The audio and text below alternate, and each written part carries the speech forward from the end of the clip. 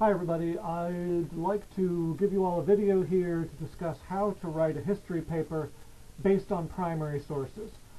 It's been said that probably a history professor is the worst person in the world to try to explain how one writes a history paper, because we're usually the ones who just picked it up intuitively for whatever reason. It just made sense to us, so we read lots of history and picked up by osmosis how to write this stuff.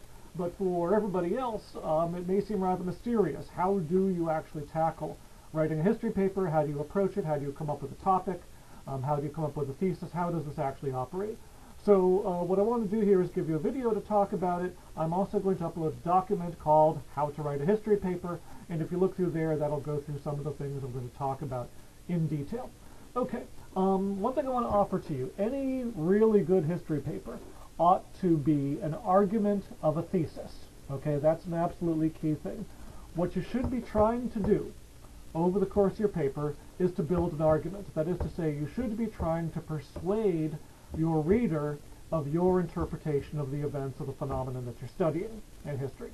Okay, so one thing you want to ask when you sort of look over a paper and ask yourself, is this good or not, is ask, have I succeeded at persuading the reader of something? Have I laid out an argument? Have I staked out some ground where I can, actually go out on a bit of a limb and try to persuade somebody of something that's going on? A good college-level history paper should not be simply a report of facts. Okay, you're not simply saying, this is it, but you want to say, here's my understanding of what's going on here, the underlying dynamics. Okay, so how do you go about doing that? And rather than just reporting facts, how do you go about actually offering an interpretation and coming up with an argument? Here, to me, the key is what you do before you start actually writing your paper. Okay, the process before writing is more important than the writing itself. Okay, if you don't bother with the pre-writing process, with the preparation to write your paper, you're not going to write a good paper. Okay, you're just not. You're going to write something mediocre, and I don't want anybody being satisfied with mediocrity. So how do you go through the process of preparing to write a great history paper? My outline to do this is something I call the funnel. This is unique to me. I'm copywriting it. Nobody else will ever talk to you about this that I know of. But hopefully this will make sense, and other historians, if they hear you talk about the funnel, will say, yes, that's a good approach to take here to come up with a good history paper. The funnel. It's called the funnel because, like a funnel, it starts broad and it gets narrow. Okay, it starts broad and gets narrow as you work through the process of preparing until it comes to one precise point, a single sentence, which is going to be your thesis. Okay, so let's talk about how this funnel works. At the broadest level of the funnel, the first stage, you're coming up with a topic. Okay, that's stage one, come up with a topic. A topic consists of two things put together. One of those things is a primary source, right? Remember, I think I've already put in one of our documents, all good history is based on primary sources. Primary sources are texts written by people in the period of time that you're studying. Okay, people who were there in some sense. They may have been eyewitnesses to an event. They may not be that close. They may simply be members of the society one way or the other. Almost anything can be a primary source. A person's letter, a diary, a journal, a law code, a newspaper article, a government document, all kinds of things. Right? Anything at all can be a primary source, as long as people wrote it. You can also count as primary sources, by the way, things that are not written texts, right? A piece of artwork or a piece of architecture, something an archaeologist digs up. Those also, in a sense, can be used as primary sources in history. But for now, most historical work relies on texts, so let's assume that you're working with something written. Okay, so on the one hand, you're picking a primary source. Okay, I'm working on Ben Franklin's Art of Virtue, or I'm working on the Martyrdom of St. Perpetua, or whatever other document you might be taking a look at. Okay, so you've got a document, your primary source, that's your first piece of your topic.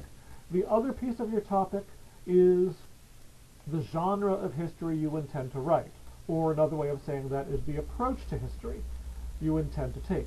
What aspect of human experience are you trying to look at by using this document? Okay, that's the approach side. Okay, so you've got the document, the primary source on the one hand, and your approach on the other. There are lots and lots of different genres of history, lots and lots of different approaches you can take. I like to think of them as falling under 5 major categories. Each of them represents a different area of human experience or human activity that you might be interested in studying. Okay, so let me talk about what these 5 are. The first is political history. Okay? Political history means the study of power. Where does it come from in this society? Who gets it? How do you decide who gets it? What can you do with it in the society? What can you not do with it? How do you justify what you're doing with it? How do you win people's support? Right? All these different kinds of issues. These are political kinds of questions. You can imagine there's lots of different things that come under it. Think of the different things that governments do. Passing laws, raising militaries, military history, all these kinds of things are all parts of political history. Okay, so political history, probably when you think about studying history, for most people, political history is the first thing that they think of. Okay, so that's one area of human activity, politics, the use of power, okay, one way or another. Second area you might be taking a look at, second genre of historical writing, is economic history. Political history studied politics or power. Economic history studies wealth, right? How do you produce stuff? How do you distribute it? How do you consume it? What kinds of uses do you make of it?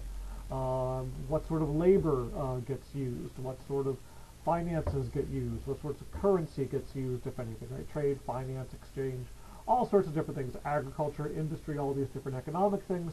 You might be using your source to get at what can I learn about the economics of the society. Okay, so economics, economic history, second area. So first of all, political history. Second of all, economic history. Okay, third one, social history. And this one students sometimes get a little bit confused about, so listen carefully. Social history is not just anything that happens in society, and it's not people being sociable with each other. Okay, that's not what we're talking about. We mean something more specific. When we talk about social history, what we mean is how does a community divide itself up into smaller groups, and how does it manage the relationships between those groups, right? Are some of them dominant and some of them subordinate? Are they treated with equality? Do they have particular rights, particular obligations, that kind of thing, right? All that belongs to social history, okay? So if you think for a minute, you can maybe brainstorm this. What sorts of criteria does a society use to divide itself up into various kinds of groups? There's a few common ones. One would be social class, right? Economic class, the wealthy, the poor. Upper class, middle class, lower class, slaves and nobility. Caste systems would also count as a type of social class. So those might be one area of social history that you take a look at. Another area might be ethnicity or race, right? How does the society define people as belonging to particular ethnic groups or racial groups? What kind of criteria does it use to define a person's identity, and then how do each of those different groups relate in the society? Age groups might be different groupings within the society. How does it define the difference between childhood and adulthood? Do you have a middle category for the adolescent or the teenager? What about the elderly? Things like that. So age groups can be one. Gender, of course, male and female can be important kinds of groups. So there's a whole bunch of different ways you could look at here. You could probably think of some others that I haven't mentioned. Sometimes religion counts as a group if you've got religions that actually organize very discrete, separate social groups within a community.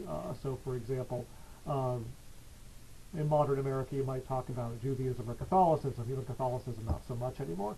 But in certain eras of American history, the Catholicism would form a very distinct social grouping, whereas you wouldn't necessarily have that big of a difference between Methodists and Baptists or something like that. People who simply happen to belong to different religious organizations, but they don't really form completely, separate identifiable groups for most purposes. So social history, how does a society divide itself into groups?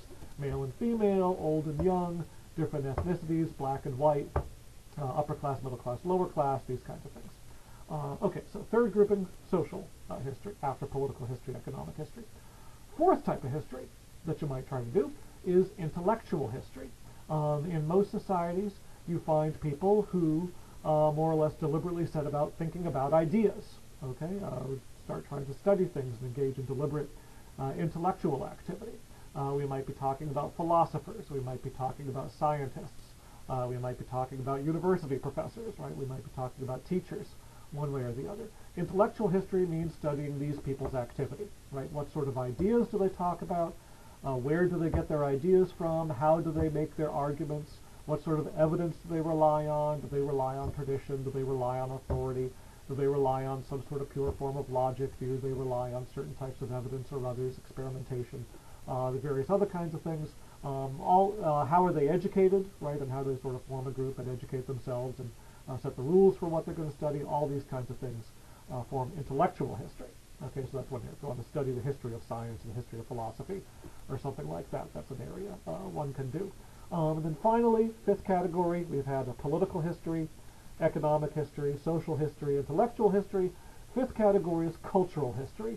Cultural history is the mushiest of all these categories. It can be the hardest to define. It encapsulates a lot of different things, or all sort of different parts of cultural history. Cultural history means how do people think and feel apart from the way that your intellectuals are thinking and feeling, right? Sort of in the broader society. We might be talking about belief systems, possibly religions. We might be talking about value systems and morality. We might also be talking about the way that people express themselves. We might be talking about arts and entertainment, stuff like that. All sorts of different things like that generally fall under cultural history. Generally, if you want to talk about attitudes towards X or Y, you're generally getting into a cultural kind of a field. Okay? So what you've got here, you're coming up with a topic. What you want to say is, I've got my source, or perhaps a group of sources, depending on how big of a paper you're writing. I've got my primary source, and I've got the approach I'm taking. I want to do political history here. I want to do cultural history. I want to do social history, or economic history, or intellectual history. That gives you your basic topic. Supposing that your document is the United States Constitution, and you're saying, I want to do economic history of the United States at the time the Constitution was written in the late 1700s.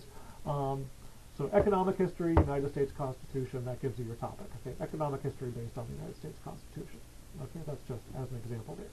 Now, so far that's topic, that's very broad, that doesn't really tell you what paper you're going to write yet, so you need to narrow it down, you need to focus. Okay, that gets us from our first stage, defining the topic, to a second stage, defining the question. Okay, so from the topic to the question. The stuff you figured out when you were thinking about your topic are going to help you come up with a good question. And really coming up with a really good question above all else is the key to a good paper. I've seen paper after paper from students where they skip the step or shortchange the step of coming up with a really good question. They don't put a lot of thought into it. Hamstrings the rest of the paper.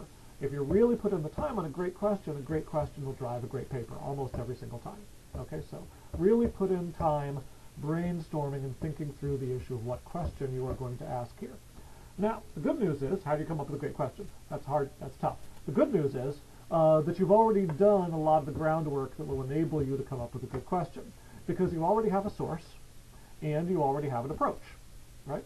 The question will start from putting these two things together, and it's as simple as this. What does my source tell me about the thing I'm approaching? Okay? What does my source tell me about my approach? It's as simple as that. That's the basic, baseline, broad question you can ask. So with the example I gave, what does the United States Constitution tell me about the economy in America at the time it was written, right, late 1700s? Okay, what does the Constitution tell me about the American economy? It may not tell you very much, right? The Constitution is obviously more of a political document, but let's play with it for a while, right? You say, okay, I've got the Constitution here, I want to do economic history, so what does the Constitution tell me about economics? So far, so good, right? That's a broad question. That can drive the paper. You might want to make it more specific, right? So what you want to do is you want to read the Constitution in a great deal of detail, and you want to mark all the parts of it, all the passages, all the sentences, which say anything that seems kind of economic, right? Does it say anything about taxation? Does it say anything about currency? Does it say anything about commerce and trade, right? All these kinds of issues. You're going to find quite a bit in there, actually, more than you might think.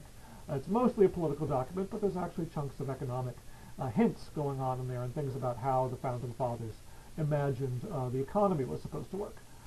So you say, okay, Constitution, then you start focusing in on some of these things. Maybe you realize, oh, there's a whole lot here I need to narrow down, right? Maybe I'm just going to talk about what the Constitution has to say about American currency or about American finances or about foreign trade, right? Something like that. So you're going to zero in on one aspect of economic history. You don't have to write all about the entire American economy. It's fine to focus in, right? Most of the times in the history classes, you're going to be writing a 5-page paper, a 10-page paper, a 15-page paper. Most of the time you're not writing a 400-page book. You don't need to explain everything. Focus in on one thing and deal with it really, really well for 5 pages rather than being sort of superficial and jumping all over the place. Okay, focus, focus, focus. Always very good. Okay, so you put those two things together. What does the Constitution tell me about the United States economy? Maybe we can narrow it down. What does the Constitution tell me about foreign trade, right, at the time that the Constitution was written? Or what does the Constitution tell me about the currency system at the time it was written? And then you start looking through for all your evidence. You start putting all this together. Now, what you want to do here, though, you've got that baseline question. You want to start brainstorming variations on it. Okay, you want to be more specific and more focused. Okay, focus, focus, focus. And that means you want to go beyond the broad questions, start focusing in as much as you can. So start brainstorming questions. Just come up with 8, 10, 12 different questions, okay, different things that you might zero in on here, different ways of framing what you're trying to get at. Come up with a whole big brainstorming list of questions. Don't worry yet if they're good or not. Just come up with them, a bunch of variations. Focus on different aspects of the economy, different aspects of the Constitution. Maybe the Bill of Rights has something in particular and you just want to focus on that. Whatever, but give yourself more and more focus, more and more specific things. After you've brainstormed, then you want to go through all the different questions you came up with and pick the best one, right? The best question that's really going to drive your paper. How do you find the best one? Here you want to go through a bit of a process of elimination. Okay, eliminate the weaker questions and come up with the strongest one out of all the list you came up with. What do you want to eliminate? On the one hand, you want to eliminate questions that are too easy. Okay, too easy to answer. Okay, especially a yes or no question. Never use a yes or no question to drive a history paper. Just eliminate any yes or no questions, because you want to write 5 pages. It's kind of hard to write 5 pages of yes, right? You don't want to say yes or no, because then you just write yes or no, and then your paper is done, and you still got 4 pages to go. So don't do any yes or no questions. More substantively, eliminate questions that are too easy to answer. Ask yourself, could any intelligent person who read the Constitution understand to answer this question without even thinking about it? If they don't, but the answer is easy. You don't want to do those. If the answer is too easy, if your question is too easy of a question to answer, then you're not going to be building an argument. Okay, you're just going to be reciting a handful of facts. Okay, and for a college level paper, remember, we want to be arguing something. We want to be developing an interpretation, not just saying, here's a pile of facts. Okay, so a question is too easy. That's going to lead you to just reciting a set of facts. That's going to wind you up with a paper that I call a report. And frankly, in college level classes, you should be doing more than that. A report is okay for high school work. You need to move higher for college. A report, you won't fail. You'll usually get a C. Okay, so you're warned. Now, if you're happy getting a C, go ahead and write a report and you'll get a C. But I'd like to see you be more ambitious than that. Stretch your minds a little bit. Interpret a little bit. Go further. So try not to just write a report. The key to a report, the sort of red flag that tells you you're about to write a report, is you've asked a question that you could answer too easily off the top of your head. You should have to dig a little bit, okay, and maybe stretch a little bit and go out on a few limbs to answer your question, okay? So avoid reports, please. The other thing you want to avoid is questions that entail a value judgment or a moral judgment, okay? Classic one I get all the time. Why was so-and-so, George Washington, Alexander the Great, Julius Caesar, whoever, why was so-and-so such a great leader? Okay, did you hear what that just did? Somebody was a great leader. Or a question asked, was somebody a great leader? Well, the problem is that there's a value judgment implied in there, right? That there's something that makes a leader great, and you're going to be talking about what greatness is. That's not objective analysis. That's a value judgment. That's a statement basically of whether or not you happen to like the way that they led things or not. Now, you guys are all wonderful people, and I love you dearly. I don't really care, though, about what you personally feel about the stuff we're reading. Okay? I want you to analyze it. I want you to develop your intellectual powers here, and not just tell me how you feel about stuff. So if you give me a paper that's based on a value judgment, if you have a question that sort of imports one of those value judgments, was it right for somebody to do something or other? Was so-and-so a great leader? Those kinds of things. Those are pushing you towards papers that I call editorials. Okay, they're not really analyzing what happened. They're expressing what your personal feeling is about what happened, your personal judgment on it, and that's not really what history is intended to do. Okay, we want to understand events, analyze them, not simply judge them. Okay, so those sort of editorials that are driven by value judgments rather than analysis, those will also pretty much automatically get a C at best. Okay, so again, if you're happy getting a C, write editorials, and that's what you'll get. But again, I hope that you all are ambitious to get something more than that. Okay? So, No reports, right? Avoid the questions that are too easy. No editorials. Avoid the questions that involve value judgments. You should find something in the middle. Something where you need to stretch, where the question's not too easy to answer, where you need to dig into the source and really put pieces together and build an argument to answer the question, but do so without getting off the other side, slipping into sort of personal subjective value judgments.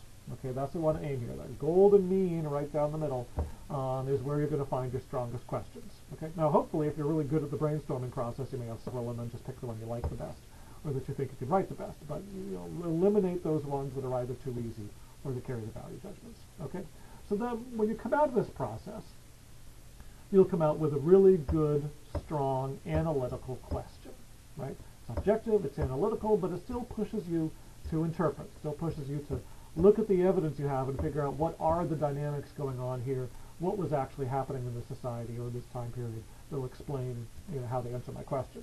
Okay, so you came up with your topic, a primary source plus an approach, brainstorming by combining those and then thinking through your options and then eliminating the weak ones is giving you a question.